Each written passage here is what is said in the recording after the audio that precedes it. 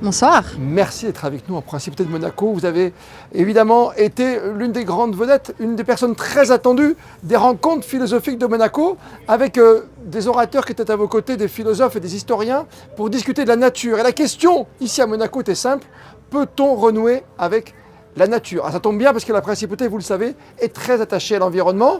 C'est toujours un débat très important, cette nature. Comment ou si on peut renouer avec la nature? Ça soulève une question qui est de savoir comment on s'y en est arraché aussi, et dans quelle mesure on peut réfléchir d'un point de vue social et politique à des modes de relation à la nature qui soient plus respectueuses et dans lesquelles les individus peuvent vivre de manière épanouie. Ça veut dire que le lien est brisé depuis longtemps, est coupé depuis longtemps? Le lien, d'un point de vue philosophique, on pourrait très bien dire que le rapport nature-culture, qui s'est basé sur une forme d'extériorité vis-à-vis de l'environnement, a eu pour conséquence de considérer la nature comme une ressource que l'on peut extraire et dont on peut faire usage de manière immodérée et illimitée. Exploité sans limite, souvent par l'humain et la technologie aussi. On voit que la possibilité de pouvoir penser une croissance illimitée dans une planète qui est limitée montre effectivement l'impossibilité de pouvoir poursuivre des activités productivistes qui exploitent la nature et les ressources sans penser finalement les conséquences sociales mais aussi environnementales. Et c'est vrai qu'avec la COP 26 à Glasgow, on voit un peu la difficulté aussi politique de pouvoir considérer l'importance de pouvoir s'engager vers une trajectoire plus en lien avec notre environnement et où notre attachement peut être le moteur de notre action.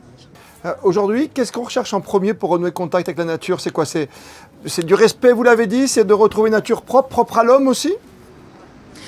Oui, c'est de pouvoir s'interroger, c'est-à-dire de ne pas se sentir extérieur, de ne pas considérer la nature comme un décor, ni de pouvoir envisager la nature comme un stock de ressources, mais pouvoir considérer les interdépendances entre les sociétés humaines et l'écosystème dans lequel ils se situent.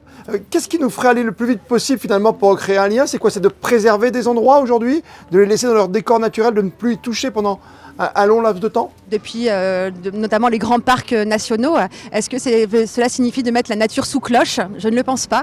C'est peut-être s'interroger sur ce qui nous lie à elle.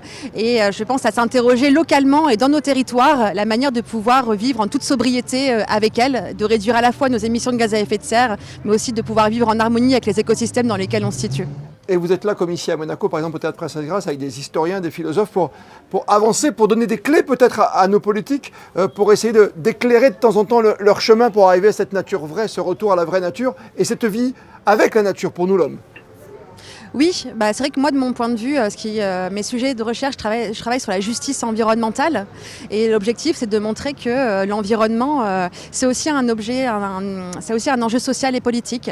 Et on voit qu'au fur et à mesure du temps, les personnes qui sont le moins dotées, qui sont en situation de précarité, qui sont en situation d'exclusion et qui cumulent inégalité sociale et inégalité politique sont aussi celles qui sont le plus exposées à des problématiques environnementales, à des nuisances environnementales, à des pollutions environnementales, et en particulier les pays du Sud comme ceux du Nord. Et moi, ce qui m'intéresse, c'est de voir dans quelle mesure, en fait, ces populations qui vivent dans des situations en grande difficulté ont un rapport à l'environnement qui a un rapport de subsistance, qui a un rapport qui est lié à des choses qui sont essentielles, comme s'alimenter, comme se vêtir, comme pouvoir vivre. Et je pense que là où ce qui est intéressant quand on prend la question environnementale sous son enjeu social, c'est de pouvoir considérer que les politiques de l'environnement ou les politiques sociales de l'environnement sont des politiques de l'existence. Peut-on renouer avec la nature? Qu'est-ce qui vous a le plus touché? Quel est l'exemple le plus concret aujourd'hui qui fait qu'on va y arriver? On est positif ce soir. Je pense que c'est important de voir comment, au niveau des territoires, on voit émerger des coopératives de transition écologique qui ont vraiment pour objectif de pouvoir